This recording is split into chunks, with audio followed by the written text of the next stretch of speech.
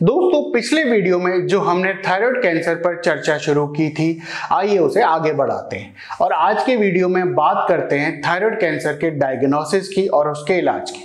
नमस्कार दोस्तों, मैं डॉक्टर दिवांशु गुप्ता दैडॉक हेल्थ पर आपका स्वागत करता हूं। दोस्तों, गले में अगर आपको कोई सूजन या एबनॉर्मल गांठ महसूस हो रही है तो आप ईएनटी डॉक्टर के पास जाते हैं, यानी कान नाक गला रोग विशेषज्ञ के पास।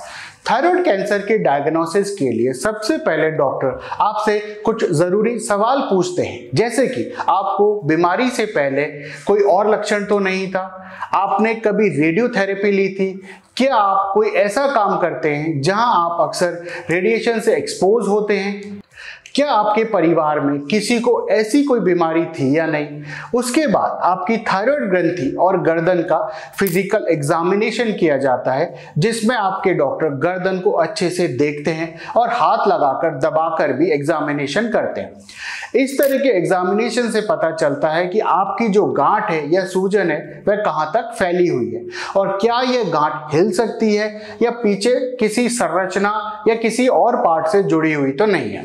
इसके बाद बारी आती है आपके थायराइड फंक्शन टेस्ट की, जिसमें आपके थायराइड ग्रंथि से निकलने वाले हार्मोन्स के अलावा टीएसएच हार्मोन की जांच भी की जाती है। ये जांच आपके ब्लड सैंपल से होती है। इस जांच से आपके थायराइड ग्रंथि के फंक्शन का आइडिया लगता है कि वह कितने सुचारू रूप से काम कर रही है। इसके बाद आपकी गर्दन की सोनोग्राफी कराई जाती है। इससे थायराइड ग्रंथि और उसकी गांठ और आसपास के लिम्फ नोड की एक पिक्चर बनती है। इससे पता चलता है कि गांठ किस प्रकार की है, गांठ की साइज कितनी है, गांठ कहां तक फैली है, गर्दन के किन और पार्ट से उसका फैलाव है, और अक्सर सोनोग्राफी से पता चलता है कि यह गांठ थायराइड कैंसर है, कोई बिनाइन यानी सामान्य गांठ तो नहीं है। क्योंकि सोनोग्राफी में अगर इस गांठ में कैल्शियम के डिपॉजिट दिख रहे हैं तो अगर गांठ के मार्जिन उबड़ खाबड़ हैं तो एक कैंसर की गांठ हो सकती है।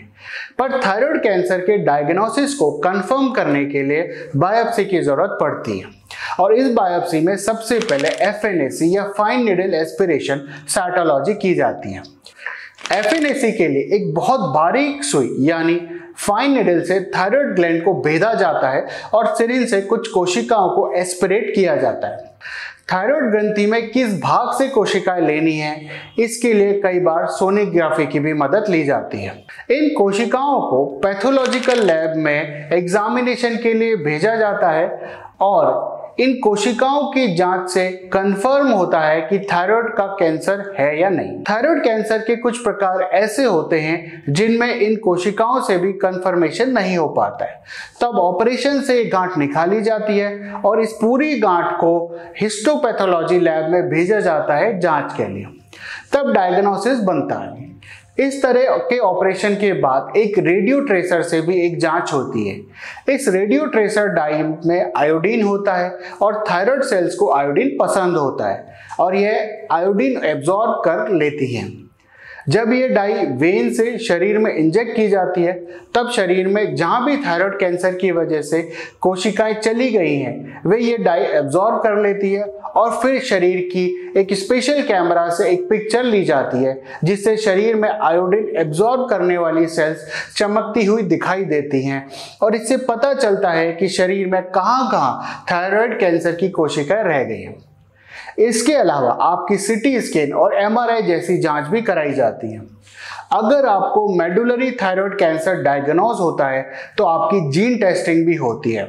इन सभी जांचों से थायराइड कैंसर की स्टेज का पता चलता है। ये स्टेज 1 से लेकर 4 तक हो सकती है। जितनी कम स्टेज उतना कम उग्र है कैंसर। अब जब थायराइड कैंसर की स्टेजिंग हो गई है तो बात आती है इलाज की। थायराइड कैंसर का इलाज इस बात पर निर्भर करता है कि थायराइड कैंसर की स्टेज क्या है और किस प्रकार का थायराइड कैंसर है और मरीज की ओवरऑल हेल्थ कैसी है।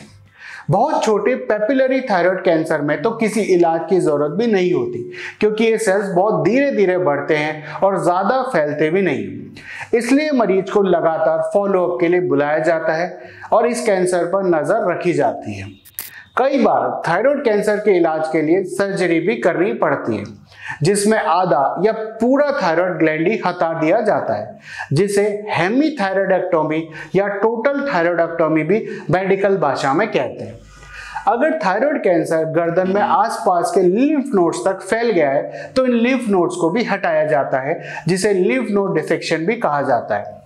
जब पूरे थायराइड को ऑपरेशन से हटाया जाता है तब अक्सर ऐसे ऑपरेशन में पैराथायराइड ग्रंथि को भी नुकसान होता है और शरीर में कैल्शियम की कमी होने लगती है। इसलिए कैल्शियम भी सप्लीमेंट किया जाता है और पूरे थायराइड को निकालने के बाद यानी टोटल थायराइडेक्टोमी करने के बाद मरीज को जीवन भर थायराइड हार्मोन लेने पड़ते हैं, जिसे थायराइड हार्मोन रिप्लेसमेंट कहा जाता है। कई बार इलाज के लिए रेडियो एक्टिव आयोडीन की मदद भी ली जाती है, पर यह सिर्फ जांच से ही पता चलता है कि radio active iodine cancer cells पर काम करेगी या नहीं, और ये radio active iodine tablet form में भी मिलता है। ऑपरेशन से जितना थायराइड और लिम्फ नोड निकाले जाते हैं उन्हें भी हिस्टोपैथोलॉजी लैब की जांच के लिए भेजा जाता है, जहां ऑपरेशन से निकाले हुए भाग के मार्जिन्स को चेक किया जाता है कि क्या मार्जिन्स पर कैंसर सेल्स हैं या नहीं। अगर मार्जिन्स पर कैंसर सेल्स हैं तो इससे अंदाजा होता है कि शरीर में कैंसर सेल्स अभी भी हो सकते हैं और इसलिए मरीज को ऑपरेशन के बाद रेडियोथेरेपी भी रिकमेंड की जाती है। तो देखा दोस्तों, थायराइड कैंसर का इलाज संभव है अगर सही समय पर सही इलाज लिया जाए। कैंसर का इलाज महंगा होकर सोचकर इलाज लेने में देरी ना करें, क्योंकि सरकारी अस्पताल में इस तरह का इलाज आजकल मुफ्त होता है या फिर बिल्कुल कम खर्च में हो जाता है। तो दोस्तों, उम्मीद है मेरे द्वारा दी गई ये जानकारी आपके लिए लाभप्रद होगी। इसके अलावा अगर आप जानना चाहते हैं कि थायराइड की दवाई लेने का सही तरीका क्या है, क्या उसे खाली पेट लेना चाहिए, क्या उसे भरे पेट लेना चाहिए, अगर एक दिन आप थायराइड की दवाई लेना भूल गए तो अगले दिन आपको डोज कैसे लेनी है, इसके लिए आप ऊपर दिए गए लिंक पर क्लिक करें। और भारत के सर्वश्रेष्ठ चिकित्सकों से बात करने के लिए आप ऊपर दिए गए फ़ोन नंबर पर कॉन्टैक्ट कर सकते हैं। और हेल्थ और मेडिकल से related useful, authentic, reliable information के लिए कृपया हमारा YouTube channel the doc health subscribe करें। स्वस्थ रहें, सुरक्षित रहें। धन्यवाद।